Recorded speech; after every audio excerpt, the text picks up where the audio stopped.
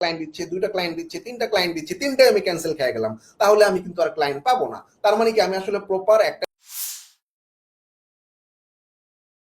শুরুতেই কি আমাদের একাধিক স্কিল নিয়ে আগানো উচিত নাকি একটাতেই ফোকাস করে আসলে আগানো উচিত?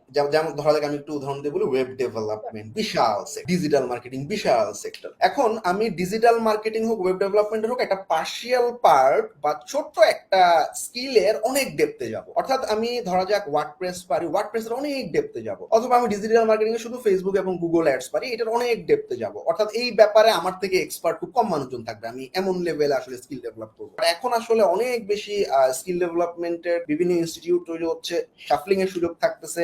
তো লার্নাররা কি হয়, আজকে আমি শুরু করলাম ওয়েব ডিজাইন, অমুক বড় ভাই গ্রাফিক ডিজাইন অনেক ভালো করতেছে, ওকে বাদ, এখন আমি গ্রাফিক ডিজাইন শুরু করবো। আবার একটা অ্যাড দেখলাম যে ডিজিটাল মার্কেটিং এ খুব ভালো আর্ন করা যাচ্ছে, স্কিপ করে আমি ডিজিটাল মার্কেটিং এ শিফট করে ফেললাম। এই যে সুইচিং টেন্ডেন্সিটা, এটা খুবই খারাপ। যে কোনো একটা স্কিলে অন্তত পক্ষে 1 থেকে 3 বছর যদি সময় না দিতে পারি, ওই বিষয়ে আসলে স্পেশালিস্ট হওয়া রিয়েলি টাফ। আর মার্কেট প্লেস আসলে এমন ভাবেই ফিল্টার আউট করে নিবে, আমাকে একটা ক্লায়েন্ট দিচ্ছে, 2টা ক্লায়েন্ট দিচ্ছে, 3টা ক্লায়েন্ট দিচ্ছে, 3টাই আমি ক্যান্সেল খেয়ে গেলাম, তাহলে আমি কিন্তু আর ক্লায়েন্ট পাবো না। তার মানে কি আমি আসলে প্রপার একটা সেক্টরে, একটা ছোট্ট নিশে অনেক ডেপথে যদি স্কিল ডেভেলপ না করতে পারি, তাহলে আমার ক্লায়েন্টের রেটিং রিভিউ গুলোর উপর ডিপেন্ড করবে পরবর্তী কাজগুলো আমি পাবো না।